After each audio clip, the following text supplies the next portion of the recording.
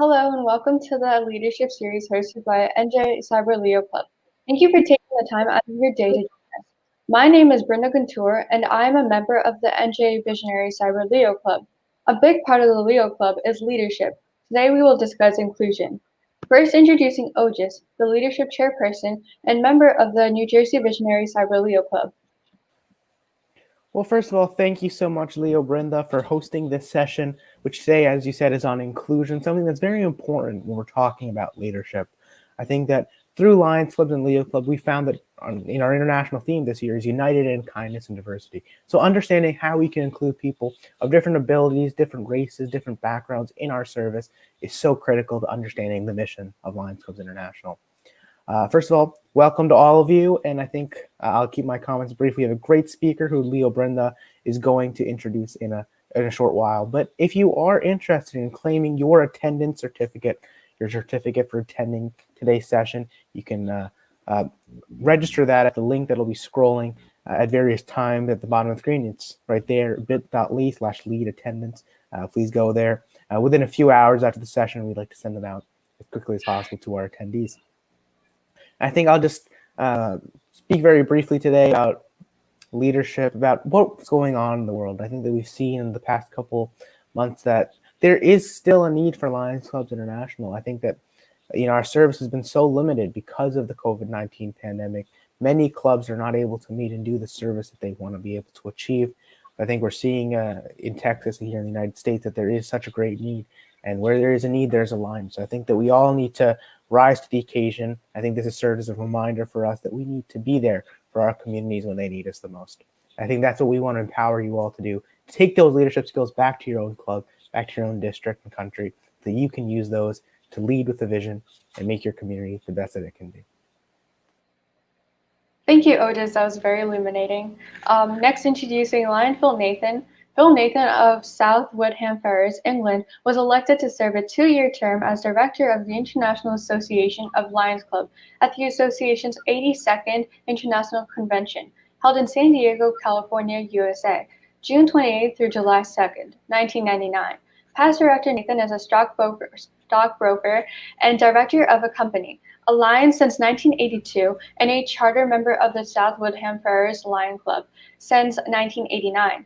Past director Nathan has held many offices within the association, including club president, zone chair, region chair, campaign site first, group coordinator, district governor and council chair. In addition, he has served as district and multiple district Leo Club chairperson, multiple district youth chairperson, and youth outreach officer, deputy chairperson of Europa Forum, Europe West Area Impact Team Leader, and board appointee. He also served as Europa Forum president in 2006.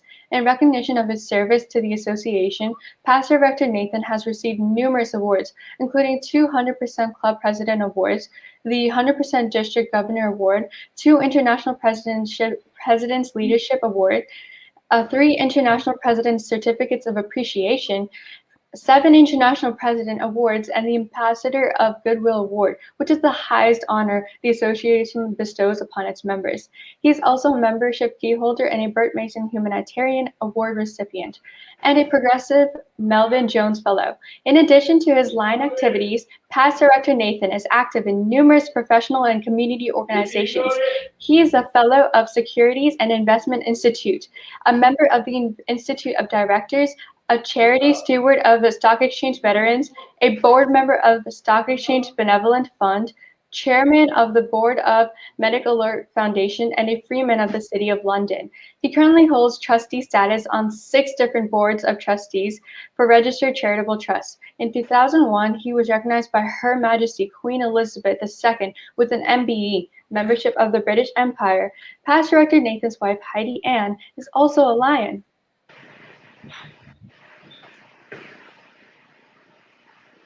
Wow. Brinda, thank you very much for that introduction. I actually have always been a huge fan. A lot of people know of Leo's. I've been very involved with Leo's most of my Lions career. Since the story that you've just read about me, a lot of things have happened. Unfortunately, the club closed because I moved from the area, and I started a new club, which I'll probably, if we have time, I'll talk about near the end.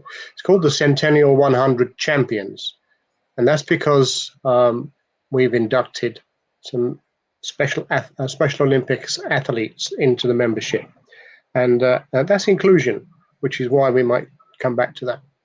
But I wanted to tell you a story. I really didn't know what to tell you, but I thought I'll tell you a story about integrity and what happens in the worst case scenario if you do not have inclusion. When I worked with Leos almost full time, yeah, I remember the leadership experience opportunity. A lot of my Leos used it as let's enjoy ourselves as well, which was pretty cool. Let's go back a long time, a very long time. And it's why we need Leos to take the leadership that OJ's just talked about. It's why we need Leos for the future. I don't like talking about Leos as the future. I think Leos are now, and I consider the Leo movement as partners of Lions. You do things differently because you're younger, and sometimes you're doing it more appropriately. So let me go back to a really nasty time. There'd been a terrible, terrible war in the middle of Europe. I, as a Lion, ended up taking a big group of people. I must have been slightly mental in those days because it was a fairly dangerous time. Well, we took a lot of humanitarian aid into refugee camps. There were no Leos there because there was hardly any Lions there because the country had been at war for some years, surrounding countries as well. So we delivered a lot of humanitarian aid, a huge amount of money. And you mentioned LCIF earlier, and I'm so pleased that you're proud of LCIF because for the career of my Lions life, LCIF have always been there for me and for many of the things I've undertaken. A lot of what I've done is probably on an out-of-date webpage of mine, PID Phil. I think that, so the story that I'll just briefly tell you is I'd gone with the support of LCIF, to go with a professor, pediatrician, to see what we could do about rebuilding a pediatric intensive care unit because babies and children were dying because there was no care after this war. And I ended up in the city, having been asked to go to a meeting with somebody called Sir Martin Garud. And he'd been put in charge from the whole of Europe into try and resolve the mess after the war. So he's a very powerful man. I'd been with the British ambassador in a city about a 3-hour drive away. So my best friend, and still today in this particular country, said, we have a long journey. And the professor came with us. And it took us 6 hours on the journey, mainly because of the damage to the roads, because of the bombing and because of the tank shells. It was a fairly dire time. And we got to the area and we went to the hotel where Sir Martin was the headquarters. And as we went through the soldier enclave, the security was absolutely unbelievable. It's quite scary. But I remember it today like it was yesterday. So we were led through various security areas, checked all the time, to the hotel where we went up the stairs. We didn't use elevators or lifts because of the dangers of anything going wrong with electricity and anything happening. So after 3 floors, we arrived in this office, and as we went in, the professor and my friend and myself. And Sir Martin turned round and he came across and he shook my hand. He said, "Thank you so much for coming. I've been reading about this project that you're doing. It is so desperately needed here. The babies and children have nothing modern. They have no life-saving equipment, and we are unable to operate on many of them. In the hospitals themselves are severely damaged." The thing is, I'd gone to do one hospital in pediatric intensive care unit in one area. This is where we come to inclusion and diversity. The ethnic divide was still so strong, we couldn't build the one hospital because there was a bridge, and either side were still different factions. We ended up having to build 2 pediatric intensive care units, which cost a not inconsiderable amount of money. But the equipment was reaching into $1 million type of equipment, life-saving for babies. And Sir Martin said, "Thank you for what you're doing." He said, "I've got some really good news for you. I'm going to give you offer you a grant today of the currency being used was a Deutschmark, which was a German currency, but it was what was used as to balance all of the economies at that time.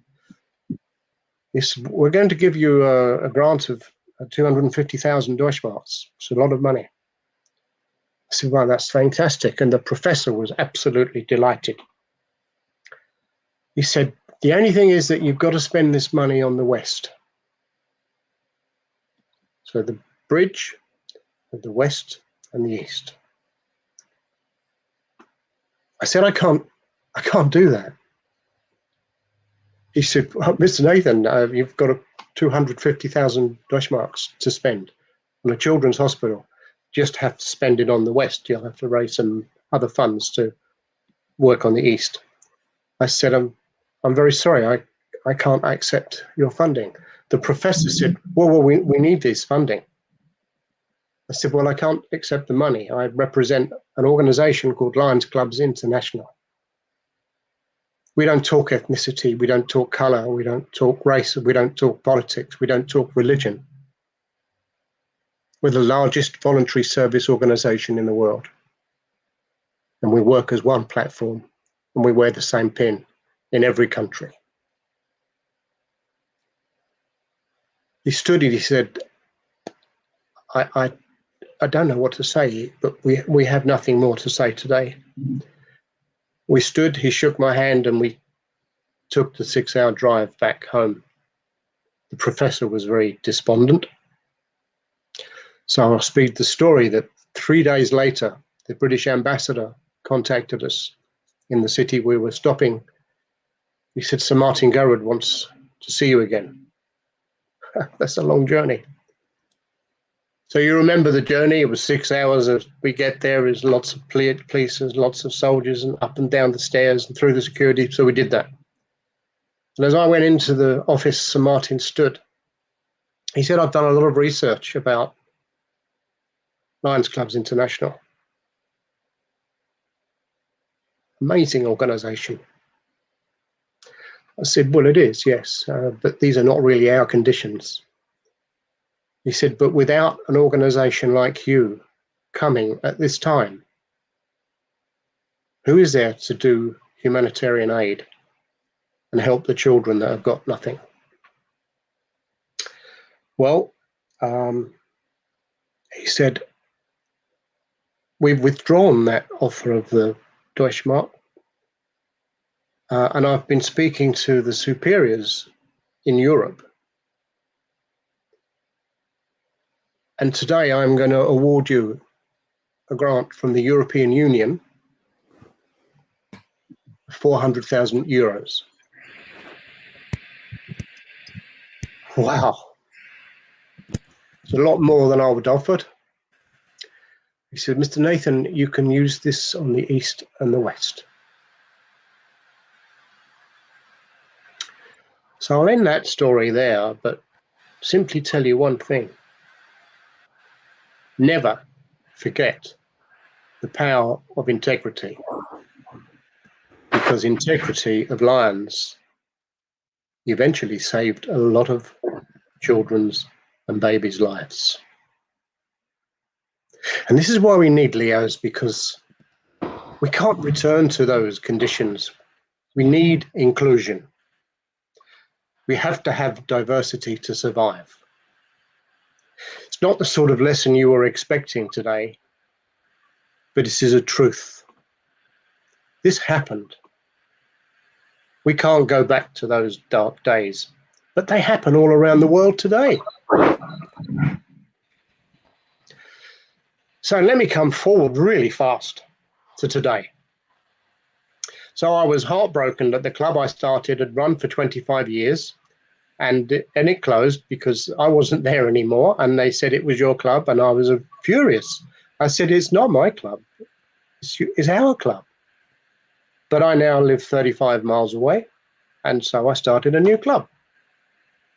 And I told you the name, Centennial 100 Champions. Champions means we will be alleged to support Special Olympics. So the club is in its 4th year, and recently, speaking with Vice President Brian Sheehan, what a great leader, he said, why don't we do something special? Because you've said that you're going to bring some Special Olympics people into the club. I said, yeah. Well, we badged up 6 Special Olympians. Some of them are gold medalists. One of them has 6 gold medals from 2 World Games. That's serious stuff. She was badged up by Gudrun Ingvidottir when she was president. The other 5 were badged up by Brian Sheehan, Zoom, in a virtual meeting. Wow. I think it was all a bit overawing for the new members. But what I've learned is the mistakes I've made, because we need to mentor. And I've actually just been speaking, even today, about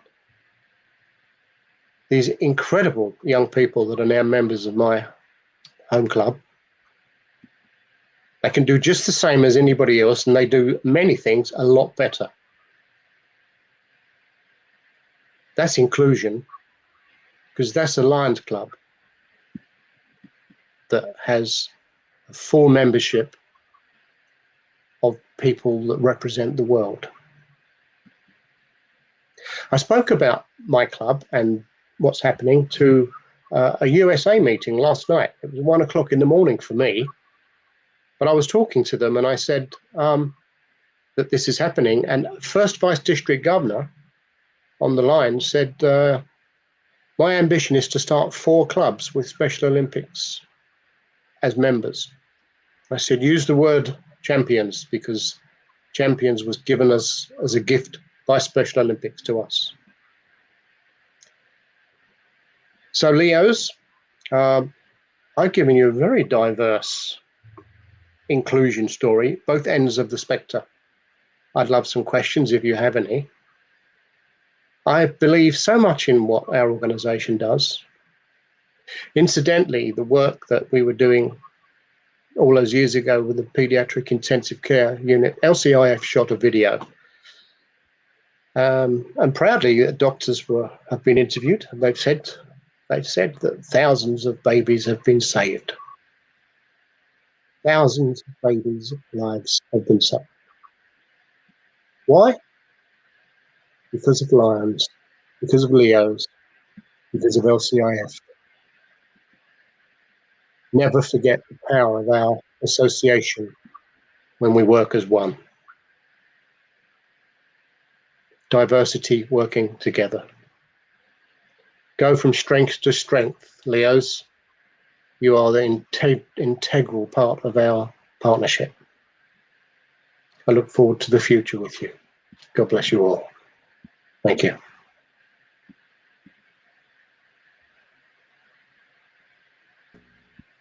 Thank you so much, Lion Phil, for the informative and inspiring words. I learned a lot through your experiences and the importance of inclusion and standing up for what you believe in. That is such a really good, important skill to have. But I have some questions for you. Um, what would you encourage other people to do to build their experiences like yours, like through, just trying to stand up for what they believe in? Because not Well, many people have a lot of confidence in it. yeah, stand up for what you believe in. You must always do that. But for God's sake, don't go to a war zone like I did. um, yeah, I said I used one word in all of my life, in my career, is integrity. If you maintain your integrity, then people trust you. They trust in you. They trust what if you say you're going to do something, that you do it. And I think that in all of my career life, when I trained young people coming through, I always said that integrity is vital. In actual fact, the business that I was in, we had a Latin motto called Dictum Meum Pactum. Dictum Meum Pactum means my word is my bond. So if I make a promise to somebody, it's a promise that you keep. I completely agree. Thank you. Does anyone else have some more questions?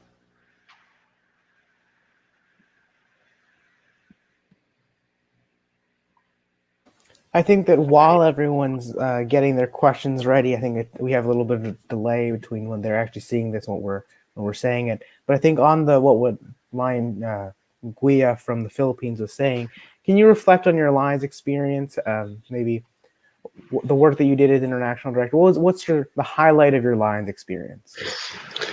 Oof. Highlight.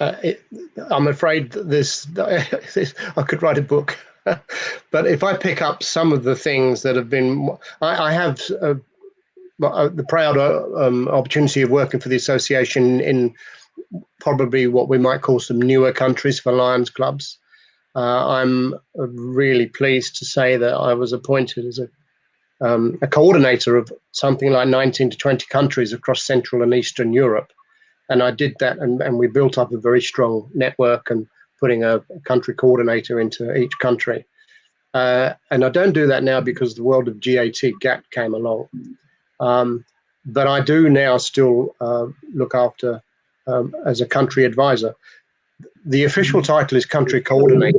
Terrible war in the middle. I stopped coordinator because some of these countries have been coordinated for hundreds of years. And I don't like them being coordinated. I like working with them and advising them. So as country advisor, I now work for the Bosnia and Herzegovina, Republic of Serbia. So I have two. And this year I was asked if I could work with my friend Aymin Hatcher, Lebanon, and we're working together to build Lionism in the Republic of Iraq. So that's very diverse from Europe and Iraq. I don't have the power of language in Iraq, but working with Aymin, we're slowly working there to start trying to build new Lions clubs. So in Central and East Europe, I've been able to work with many countries. In actual fact, I'm working now with some colleagues and LCI, and we are going to do the very first virtual RLLI and with simultaneous translation. That's wow, because the language will be for Serbia, Bosnia, Montenegro, and the presentations will be in English with simultaneous translation to a similar language to each country, so it works. Serbia, Bosnia, Croatia, Montenegro. So that's going to take a lot longer than a normal RLLI. We'll do it over 2 to 3 weekends. But that's great because that's new countries that want to learn all about Lions, which will include LCIF, and it will include the power of giving to the community. I've done some wonderful work, and you mentioned PPE. We've done some amazing work with PPE in those countries because LCIF gave emergency grants for PPE. So it's been quite incredible to work with LCIF and work with these new countries and actually help the peoples of these countries during these awful COVID times.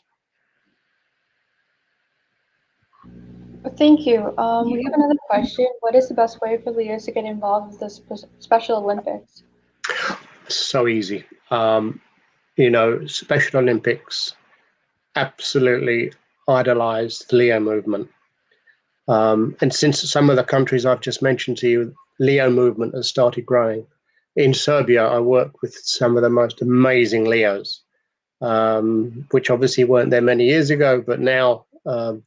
So Leos in those countries, when I visit, we always ask Special Olympics to come to an event, and we introduce Leos lines, and they love working with Leos because, in actual fact, they want to develop the program of inclusion because of the refugees there are in the world, and include them into the games and the supporting of Special Olympics. So get your Lions to arrange meetings, or indeed arrange them yourself. I, as a Lion, the refugees there are in the world, and include them into the games and the supporting of Special Olympics. Thank you very much. I want to turn this back to Ojis. All right, thank you so much, PID Phil. Your words of encouragement, your words of wisdom have been so valuable for all of us. And I think that in the future, if any of you want to contact PID Phil, he's so active on Facebook and all the other social media. I think he's going to, if you reach out to him, he'll give you so much more insight than we can fit in this 30-minute session. I think, once again, thank you so much, PID Phil. He was so enthusiastic in joining us. And I think the time difference for him is about 5 hours. So I think thank you for taking the time out of your day. I have a wonderful story that you can use sometime. It's recorded now, and it's when I went to Albania and we did a vision screening with the Leos. We did 7,200 vision screenings. You ought to show that to your Leos one day. I think that we will. I think I'll take you up on that offer.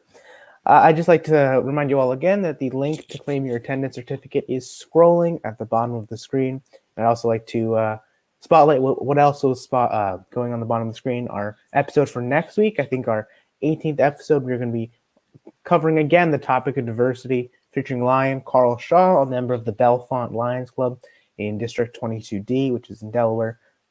Pretty close to ours, but we're going to be celebrating Black History Month.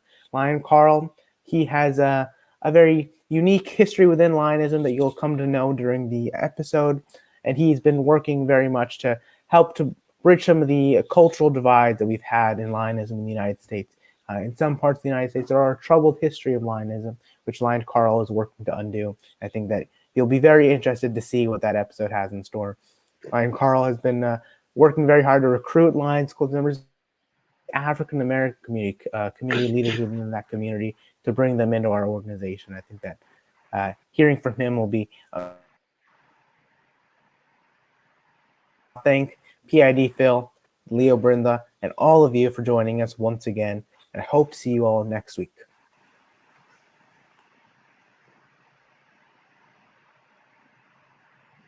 Yeah, thank you, Ojis. And I really believe that today's session was really informative and really inspiring. So thank you for that. I hope to see everyone again in our next session. Thank you.